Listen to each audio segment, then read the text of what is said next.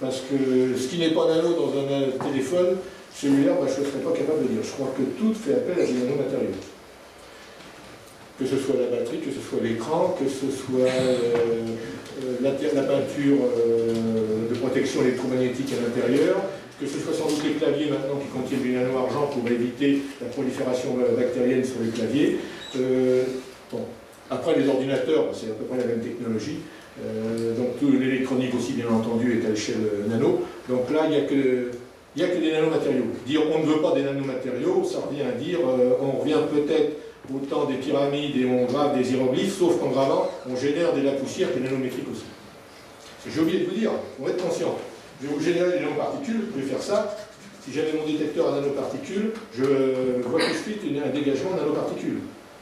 Avec des détecteurs qui peuvent détecter entre 1 et 100 nanomètres, le frottement, l'usure, l'attrition de n'importe quoi sur n'importe quoi vous génère des nanoparticules. Un fumeur qui rentrerait dans la salle ici, après avoir grillé sa cigarette sur le trottoir, je branche le nano, ici je détecte, on doit avoir à peu près 10 000 nanoparticules par millilitre d'air ici, mon détecteur se saturerait immédiatement à 300 000. Alors on va dire que ce n'est pas des nanoparticules fabriquées intentionnellement par les chimistes, je n'ai pas rajouté le mot que je rajoute parfois par ces cochons de chimistes irresponsables, mais c'est un peu ça. Donc on accepte les nanoparticules dans lesquelles on vit, mais on n'accepte pas et on craint ces nanoparticules, on les montre, on les met en avant. Alors, il peut y avoir des raisons, mais il faut aussi relativiser et raison garder. Alors, un réfrigérateur. Ça c'est un exemple typique que je regarde toujours parce qu'il y a 3 ans, on avait une réunion de l'ISO. Et à la réunion de l'ISO, on reçoit peu de temps avant pour travailler un document venant de la délégation coréenne pour la normalisation des nanoparticules d'argent.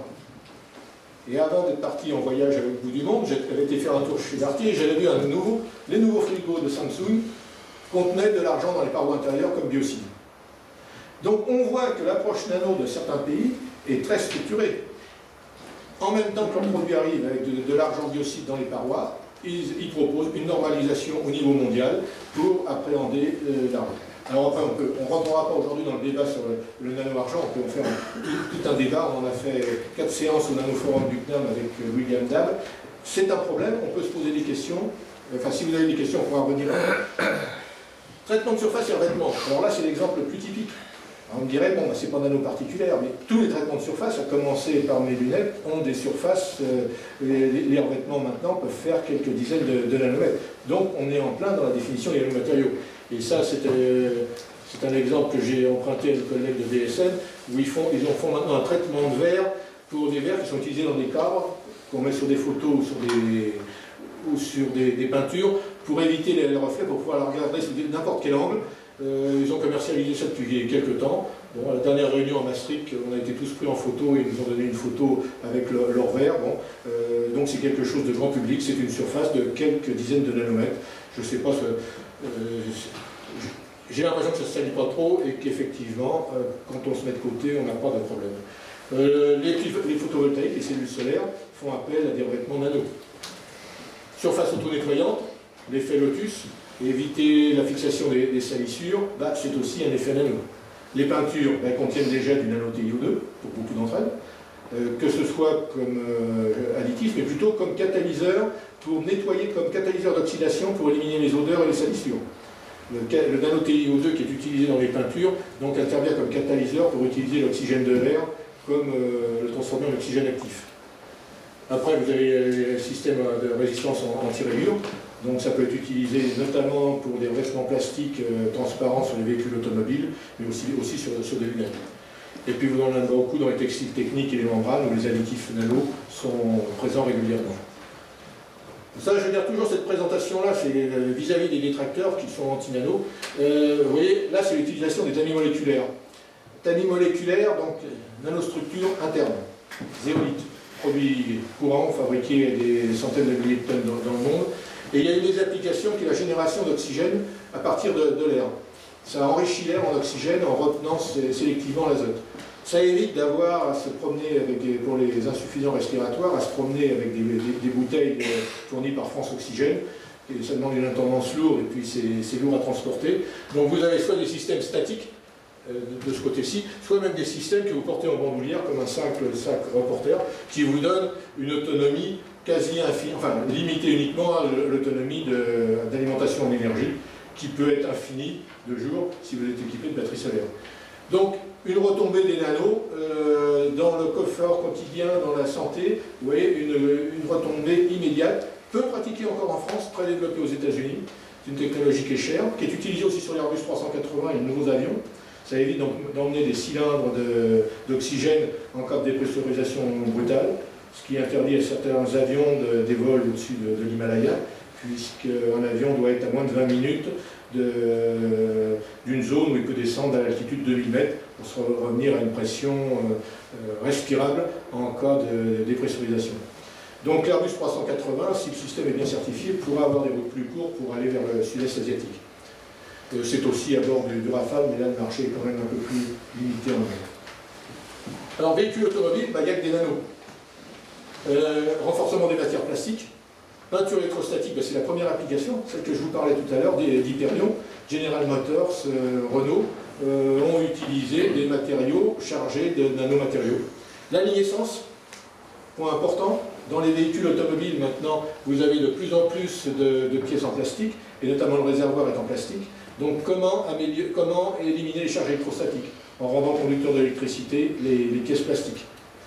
Gestion de la puissance électrique, supercapacité et autres.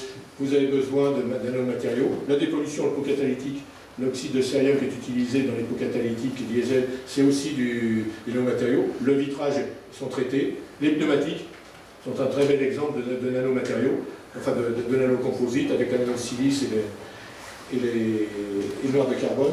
Les avions, l'allègement des avions ne peut provenir que de l'utilisation de matériaux renforcés utilisant des nanomatériaux. De plus en plus, tout ce qui est nanocomposite est composé de nanomatériaux, donc de matériaux nanostructurés, que ce soit sur le 787 ou le 350. Quand on voit les retards sur la construction de ces avions, ça montre que toute la technologie n'est pas nécessairement parfaitement maîtrisée. On a peut-être mis un peu trop de pression sur les ingénieurs pour atteindre les objectifs financiers initialement, mais ça c'est une autre histoire. On la connaît tous dans tous nos domaines. Mais c'est devenu incontournable. La voiture, effectivement, la génération d'électricité. On ne peut pas parler d'électricité photovoltaïque ou d'électricité éolienne sans parler de stockage, sauf le vendre cher à EDF. Et le stockage peut passer par des supercapacités ou des batteries lithium-ion qui utilisent notamment des nanomatériaux, des électrodes qui sont des nanomatériaux métalliques et des nanotubes de carbone. Donc on les retrouve systématiquement. On ne peut pas être écologiste au sens le plus constructif en refusant les nanomatériaux. En développement durable, ça c'est un exemple, donc vous devez tous savoir, Gérard Ferret a eu la médaille d'or du CNRS cette année pour les MOF, enfin des nanostructures permettant de stocker notamment de l'hydrogène. On ne peut pas envisager le stockage d'hydrogène aussi facilement que ça, soit à faire des cylindres légers, renforcés mécaniquement avec des nanomatériaux capables de tenir 700 bars, mais à 350 bars, on ne peut pas stocker les quantités d'hydrogène voulues par le DOE aux États-Unis. Les lumières froides, les écrans flexibles, purification de l'eau, les pales d'éoliennes, tout ça, ça fait appel à des nanomatériaux. Donc la vraie question, quand on dit on ne veut pas de nanomatériaux, oui, que veut-on alors? Alors là, je le laisse à la fin pour montrer, on l'avait avant que ça, les articles de sport, on va commencer par ça, que ce soit batte de baseball, cross de hockey ou autre, vélo. Il y a même deux vélos qui ont fait le Tour de France en 2006, et ça a permis à leurs vainqueurs, enfin à ceux qui étaient dessus, de gagner. Ce qu'il y a, c'est qu'on s'est rendu compte après qu'ils étaient aussi chargés, donc on ne sait pas l'impact des nanomatériaux comparé aux produits dopants disons, sur leur performance. Alors, la gestion des incertitudes. Là, c'est le positif. Mais effectivement, on voit typiquement que les nanos doivent être au-dessus de tout soupçon. Mais ces soupçons, ils pèsent actuellement absolument sur tout. Sur la science et la technologie. On a perdu beaucoup, quand je dis on dit bien scientifique qu'ingénieur, beaucoup de crédibilité auprès du public. Parce qu'on n'a plus de réponse absolue. Et être au-dessus de tout soupçon, actuellement, en France, il y aurait une tendance à dire un divorce. On parle, certaines ONG parlent de moratoire, certains pays parlent de protectionnisme. Alors là, ça peut être une autre approche, mais tout est bon. Mais les vraies questions, c'est au niveau de la santé, de la sécurité de l'environnement, La définition légale, bah, effectivement, quand on dit nanotechnologie, nanomatériaux, comme il n'y a pas de définition légale, je vois beaucoup d'industriels qui disent ah bah, moi je ne suis pas concerné, j'ai ma propre définition et elle ne correspond pas à celle qu'on entend dans les pouvoirs publics. Ce qui est une attitude dangereuse, pour ne pas dire irresponsable à moyen terme, parce qu'on n'a pas intérêt à jouer ça. Les réglementations. Alors chacun va de sa réglementation nationale. Bon, René II en France, la loi est sortie.